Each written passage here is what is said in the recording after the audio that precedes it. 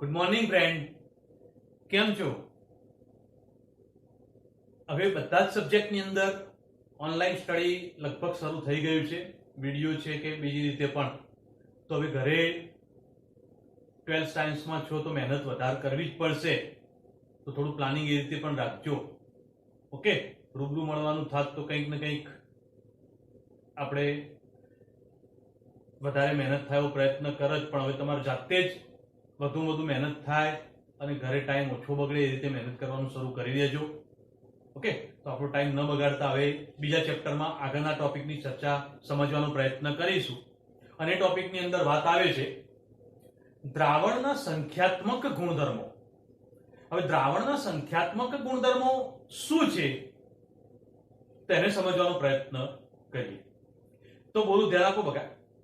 કોઈ પણ શુદ્ધ દ્રાવકની અંદર ઘન દ્રાવ્ય પદાર્થ ઉમેરી અને દ્રાવણ બનાવવામાં આવે તો દ્રાવકના કેટલાક ગુણધર્મોમાં ફેરફાર થાય છે.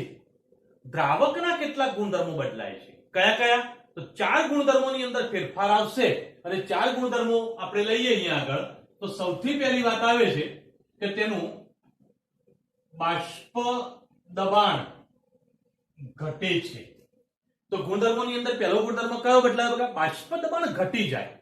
ઓકે, બીજી વાત કરીએ તો ઉત્કલન બિંદુ વધે છે, એટલે કે ઉત્કલન બિંદુમાં ઉન્નયન થાય છે. તો બીજા પોઈન્ટની વાત કરીએ તો અહીંયા આગળ વાત આવે કે ભાઈ ઉત્કલન બિંદુ વધે છે. વધે છે મતલબ ઉન્નયન થાય છે. ઓકે, હવે ત્રીજો ટોપિક આવે છે ઠાર બિંદુમાં ઘટાડો થાય છે, મતલબ કે ઠાર બિંદુમાં અવનયન થાય છે. તો હવે અહીંયા આગળ ત્રીજો ટોપિક, તો ઠાર બિંદુ ઘટે છે.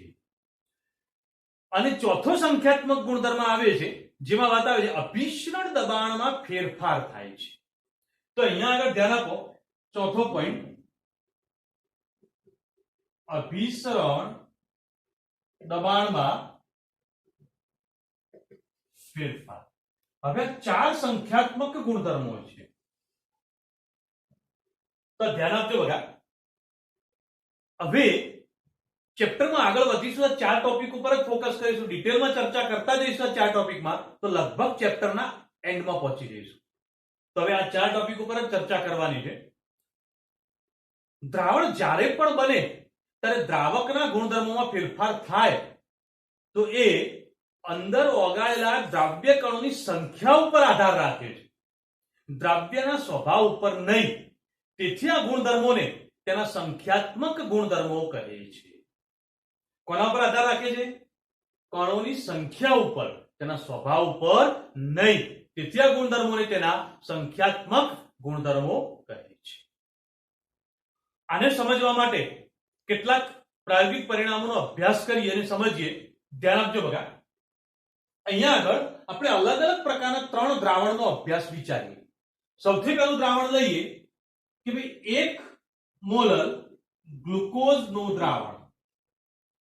બીજું એક દ્રાવણ લઈએ જેમાં 1 મોલર સોડિયમ ક્લોરાઇડનું દ્રાવણ. અને ત્રીજું દ્રાવણ લઈએ 1 મોલર બેરિયમ ક્લોરાઇડનું દ્રાવણ. પહેલું દ્રાવણ જે લીધું છે એ ગ્લુકોઝનું દ્રાવણ છે. હવે 3 આવા દ્રાવણ લીધામાં ગ્લુકોઝનું દ્રાવણ જ્યારે બનાવ્યું છે ત્યારે ગ્લુકોઝ જે છે એને પાણીમાં દ્રાવ્ય કરવામાં આવે ત્યારે ગ્લુકોઝના જેટલા અણુઓ એટલે કે કણો પાણીમાં નાખ્યા હશે ત્યારે પાણીમાં ઓગળ્યા પછી એટલા જ કણો રહે છે. મતલબ કે ગ્લુકોઝનું કોઈ વિયોજન કે આયનીકરણ થતું નથી. તેથી કણોની સંખ્યા બદલાતી નથી.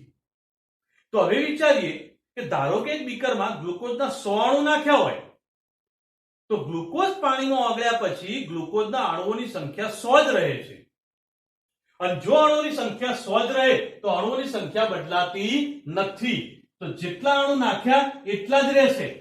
તો હવે એની સાંદ્રતાને ગુણી દઈએ તો 1 મોલર ગ્લુકોઝ. હવે સોડિયમ ક્લોરાઇડની વાત કરીએ ત્યારે સ્પષ્ટતા વધુ ક્લિયર થશે. તો ધ્યાન આપજો બગા. સોડિયમ ક્લોરાઇડને જ્યારે પાણીમાં ઓગાળવામાં આવે છે ત્યારે તેનું આયનીકરણ થાય છે, વિયોજન થાય છે. તેના કારણે તેમાંથી Na+ અને Cl- બે આયનો ઉત્પન્ન થાય છે.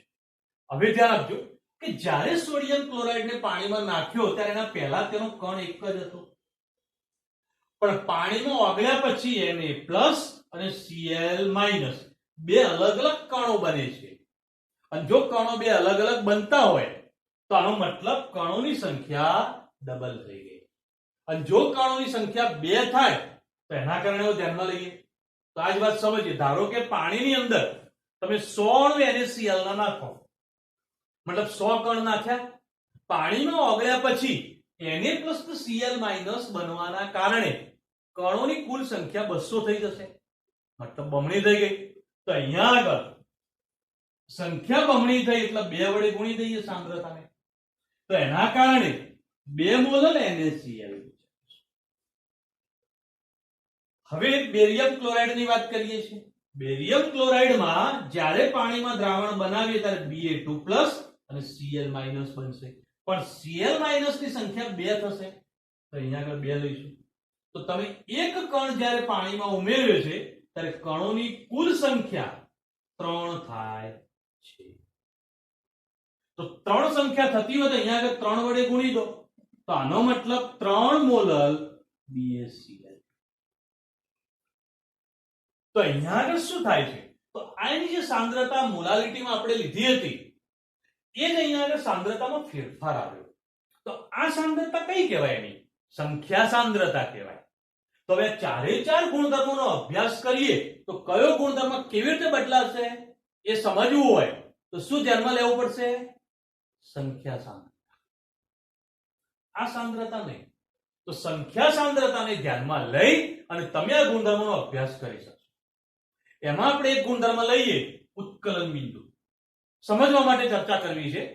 તો ઉત્કલન બિંદુમાં થતો ફેરફાર કેવી રીતે છે તો ધ્યાન આપજો. બગા, ધારો કે શુદ્ધ પાણી લઈએ. જો શુદ્ધ પાણી લઈએ તો શુદ્ધ પાણીનું ઉત્કલન બિંદુ બોલો 100 ડિગ્રી સેલ્સિયસ. ઓકે, હવે પાણીમાં જ્યારે ગ્લુકોઝ ઓગાળવામાં આવે છે ત્યારે તેના ઉત્કલન બિંદુમાં શું થશે? વધારો થશે. ધારો કે વધારો થઈને 101 થયું એવું આપણે માની લઈએ. કેટલું થયું બગા? 101. તો 1 નો વધારો થયો. હવે ધ્યાન આપો કે જો NaCl 1 મોલ નાખવામાં આવે તો તેના કણોની સંખ્યા 2 હોવાને કારણે સંખ્યા સાંદ્રતા ડબલ થઈ ગઈ.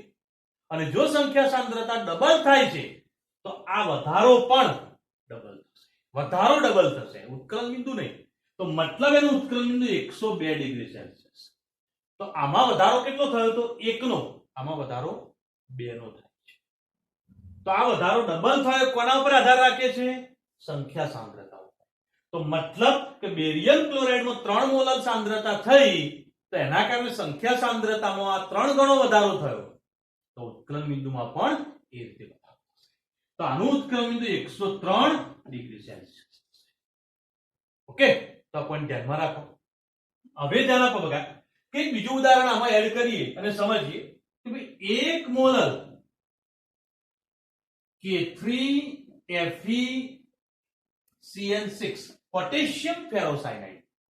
ઓકે, નામની બહુ ટેન્શન ના કરતા, ખાલી આપણે આ વાત સમજવી છે.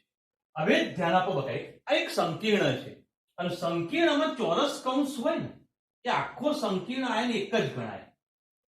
તો જલીય દ્રાવણમાં એક આયન આખો આ જ Cl ને Fe છૂટા પડતા નથી. ધ્યાન રાખજો, ભૂલ ન કરતા. આખો સંકીર્ણ આયન અને પોટેશિયમ આયનો 3. કુલ આયનોની સંખ્યા કેટલી થઈ? 4. ઓકે, તો હવે સંખ્યા સાંદ્રતા કેવી રીતે નક્કી થાય? તો 4 ગુણ્યા 1 બરાબર 4 મોલર K3FeCN6.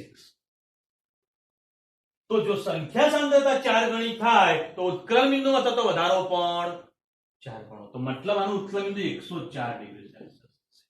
તો હવે સ્પષ્ટ રીતે મગજમાં વાત બેસી ગઈ હશે. તો સંખ્યા સાંદ્રતામાં ગુણોત્તર દરેક માટે વિચારીએ તો 1:2:3:4 થાય છે. તો અહીંયા આગળ ધ્યાન આપો બગા, આ બધા જ ગુણધર્મો સંખ્યાત્મક ગુણધર્મો છે, કણોની સંખ્યા ઉપર આધાર રાખે છે.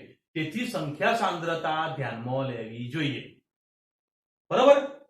પરંતુ પદાર્થના સ્વભાવ ઉપર આધાર રાખતા નથી.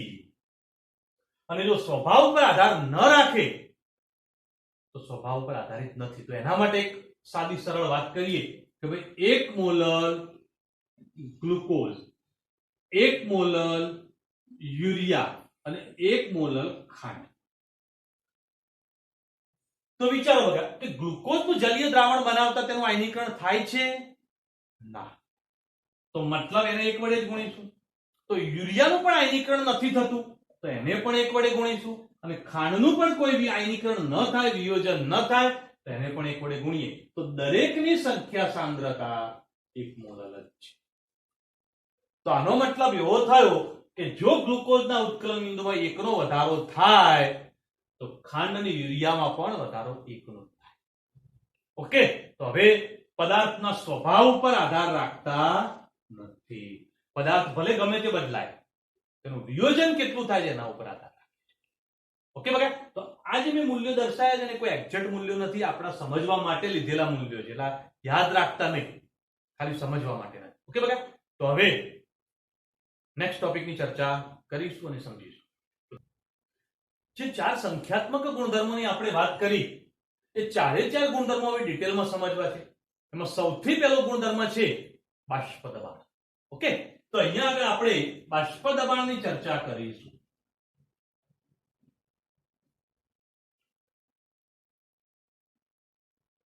બાષ્પ દબાણ સમજીએ, ધ્યાન આપજો બગા. કોઈ પણ પ્રવાહી દ્રાવકમાં ઘન દ્રાવ્ય પદાર્થ ઉમેરી અને દ્રાવણ બનાવવામાં આવે તો તે દ્રાવણના બાષ્પ દબાણનો આધાર પ્રવાહી દ્રાવક ઉપર રહેલો હોય છે. કેમ? કારણ કે દ્રાવ્ય પદાર્થ તો ઘન છે, જે અબાષ્પશીલ છે. દાખલા તરીકે પાણીમાં ખાંડ નાખી તો ખાંડ અને પાણી બંનેમાંથી બાષ્પ કોણ બની શકે? પાણી બની શકે, ખાંડ ન બની શકે. તેનો મતલબ તેના બાષ્પ દબાણનો આધાર દ્રાવક ઉપર છે, દ્રાવ્ય ઉપર નથી. તો અહીંયા આગળ બાષ્પ દબાણની આ ચર્ચા જે છે એ આપણે આગળ વધારીએ અને સમજીએ. તો બાષ્પ દબાણની વ્યાખ્યા શું છે? તો બહુ ધ્યાન આપજો બકા.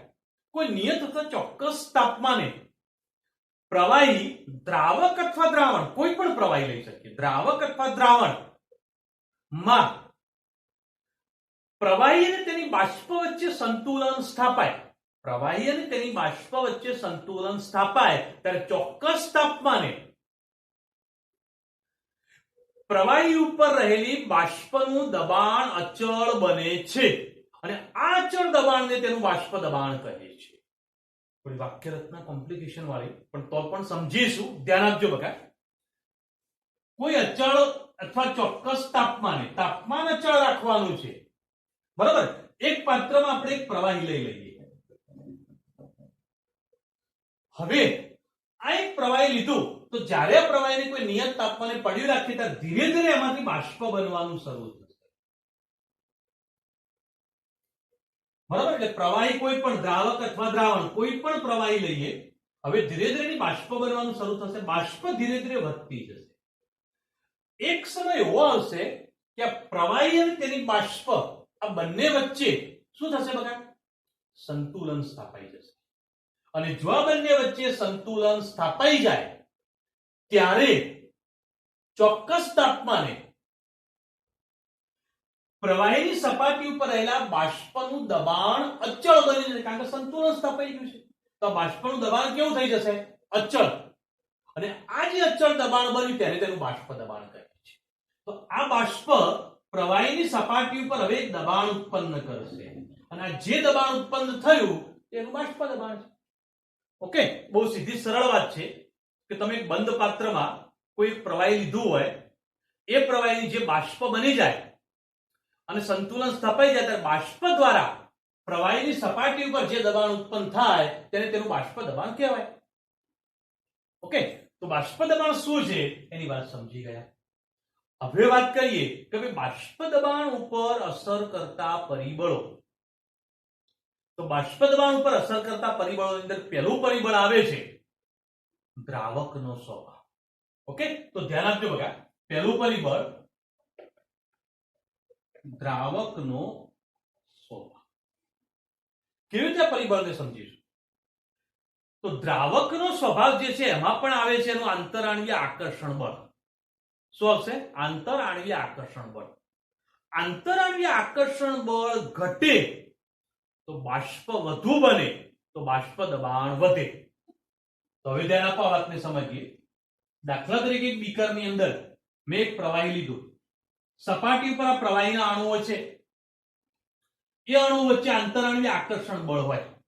હવે આ આકર્ષણ બળ જો ઘટી જાય તો બાષ્પ વધી જાય, અને બાષ્પ વધે તો બાષ્પનું દબાણ પણ વધે. આનાથી ઊંધી વાત કરો.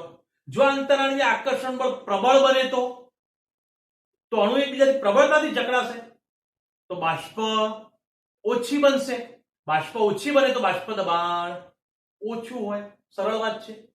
હવે આ જ વાતને સમજવા માટે અહીંયા આગળ એક વાત કરું તો કે એક પાત્રની અંદર તમે પેટ્રોલ લો અને બીજા પાત્રની અંદર પાણી લઈ લો.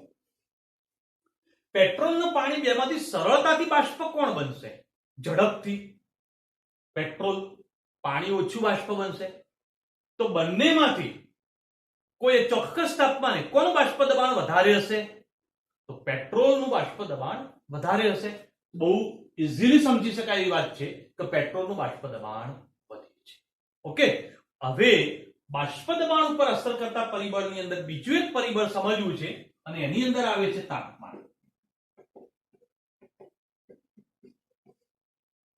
તો તાપમાનનું પરિબળ જે છે એને સમજવા માટે પ્રયત્ન કરીએ.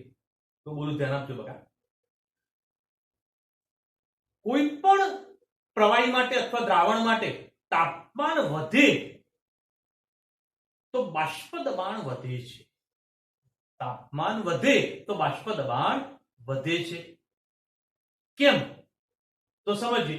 તાપમાન વધતા અણુની ગતિ ઉર્જા વધી જાય છે, અને અણુની ગતિ ઉર્જા વધે તો બંધન તૂટે, આકર્ષણ બળ નિર્બળ બની જાય. તો એવા અણુ બાષ્પ સરળતાથી બની જાય, અને જો બાષ્પ સરળતાથી બને તો બાષ્પ દબાણ વધે છે. તો તાપમાન વધતા બાષ્પ દબાણ વધે છે. કેમ? તો સમજો. ધારો કે આનું તાપમાન તમે 50 રાખ્યું,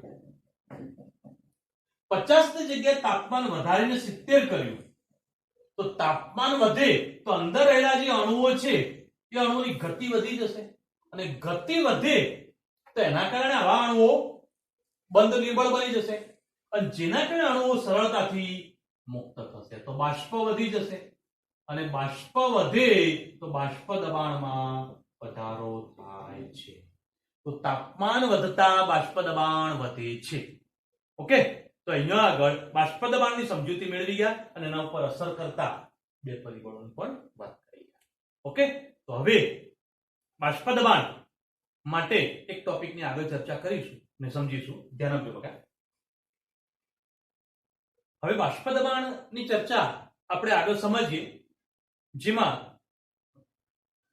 ઘન દ્રવ્ય જ્યારે પ્રવાહી દ્રાવકમાં દ્રાવ્ય કરવામાં આવે ત્યારે બનતા દ્રાવણના બાષ્પ દબાણમાં ઘટાડો થાય છે. કેમ ઘટાડો થાય છે? તો એ ટોપિક ઉપર થોડી ચર્ચા સમજીશું. બરોબર? તો ધ્યાન આપજો બગા કે ઘન દ્રાવ્ય જ્યારે પ્રવાહી દ્રાવકમાં દ્રાવ્ય કરવામાં આવે ત્યારે બનતા દ્રાવણના બાષ્પ દબાણમાં ઘટાડો થાય છે. પહેલા તો કયા કયા ઘન દ્રાવ્ય પ્રવાહી દ્રાવકમાં દ્રાવ્ય થાય ત્યારે આવું બનશે તેના કેટલાક ઉદાહરણોની પણ વાત કરી લઈએ. સમજજો બગા કે આપણે ઉદાહરણ તરીકે એક તો લઈએ સોડિયમ ક્લોરાઇડ, એટલે કે મીઠું, ખાંડ, યુરિયા, ગ્લુકોઝ. આવા પ્રકારના કેટલાક ઘન પદાર્થો જેને તમે પાણી જેવા ધ્રુવીય દ્રાવકમાં દ્રાવ્ય કરો તો એના કારણે શુદ્ધ પાણી એટલે કે શુદ્ધ દ્રાવક કરતા આ ઓગાળ્યા પછી બનતા દ્રાવણના બાષ્પ દબાણમાં ઘટાડો થશે. કેમ? પછી સમજીએ.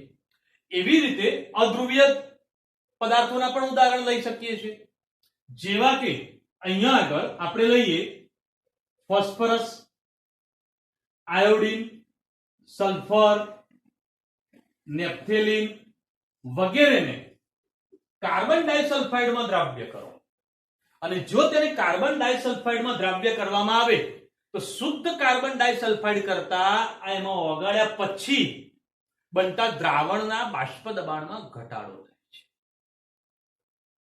તો હવે એને સમજવું છે.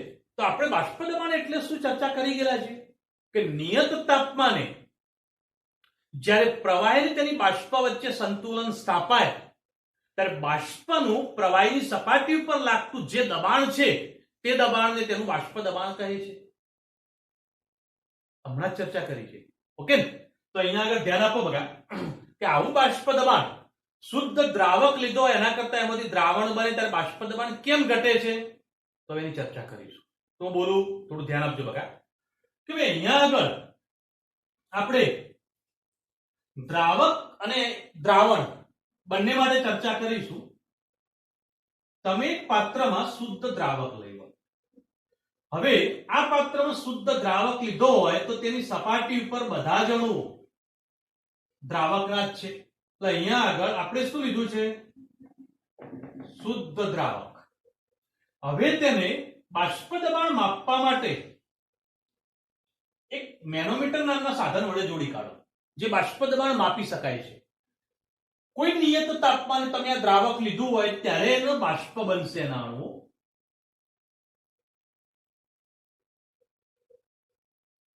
આ બાષ્પ દ્વારા તેની સપાટી પર દબાણ ઉત્પન્ન થશે. પણ ધ્યાન આપજો બગા કે જ્યારે શુદ્ધ દ્રાવક લીધો હોય ત્યારે તેની સપાટી ઉપર બધા જ અણુઓ દ્રાવકના જ છે. જો બધા જ અણુઓ દ્રાવકના જ હોય તો બધા જ અણુઓ બાષ્પ બની શકે છે. અને જો બધા જ અણુઓ બાષ્પ બની શકતા હોય તો એના કારણે બાષ્પ વધુ બનશે. તેથી બાષ્પ દબાણ પણ વધુ હશે. ઓકે, પણ એની અંદર આવા દ્રાવ્ય પદાર્થો ઉમેરવામાં આવે તો શું થાય છે? તો હવે એક ટોપિકમાં આગળ વધીએ.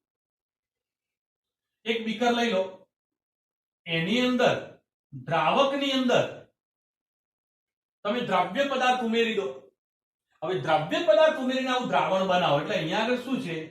દ્રાવણ છે. એને પણ 12 મેનોમીટર સાથે જોડી કાઢો. ઓકે, હવે ધ્યાન આપજો બગા સપાટી ઉપરના અણુઓ કેવા હશે? તો દ્રાવક અને દ્રાવ્ય બંને હશે.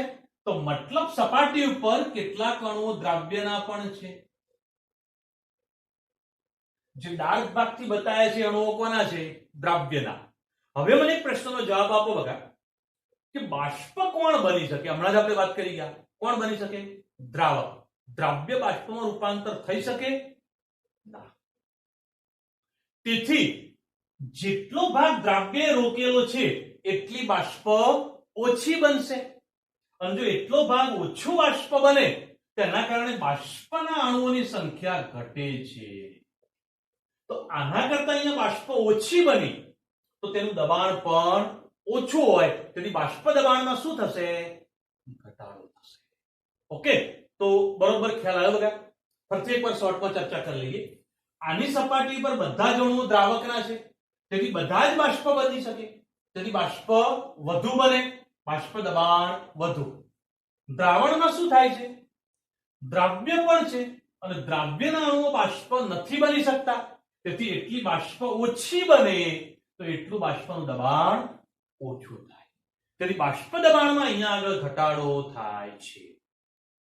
ઓકે, તો શુદ્ધ દ્રાવક કરતા એમાં દ્રાવણ બનાવવામાં આવે તો બનતા દ્રાવણના બાષ્પ દબાણમાં ઘટાડો થાય છે. હવે બાષ્પ દબાણમાં જે છે એના માટે થોડી આગળ ચર્ચા કરીએ કે ભાઈ આ સંખ્યા ઉપર આધાર રાખે છે. બાષ્પ દબાણનો ઘટાડો કોના ઉપર આધાર રાખે છે? દ્રાવ્ય કણોની સંખ્યા ઉપર. કારણ કે સંખ્યાત્મક ગુણધર્મ છે, આગળ વાત કરી ગયા. પદાર્થના સ્વભાવ ઉપર આધાર રાખતો નથી. તો ધ્યાન આપો, આગળ વાત કરીએ પ્રમાણે 1 મોલર ગ્લુકોઝ, 1 મોલર ખાંડ અને 1 મોલર યુરિયા, ત્રણેયમાં કણોની સંખ્યા એક જ હોય છે. આપણે આગળ વાત કરી ગયેલા છે.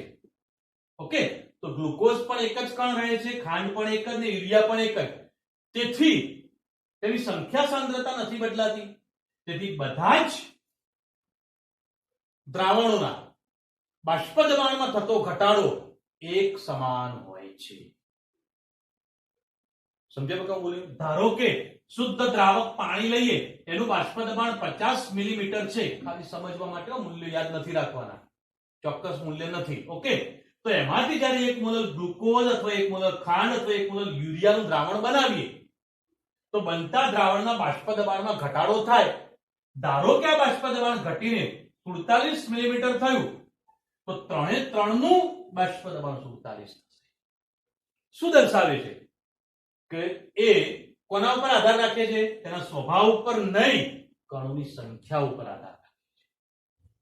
ઓકે બકા, તેથી જ આ ગુણધર્મ સંખ્યાત્મક ગુણધર્મ છે. દાખલા તરીકે હવે એક વાત કરીએ તો 1 મોલ ગ્લુકોઝ અને 1 મોલ NaCl આ બંનેનું પાણીમાં દ્રાવણ બનાવીએ, બંનેની મોલારિટી એક જ છે, તો કોનું બાષ્પ દબાણમાં ઘટાડો વધારે થશે? NaCl.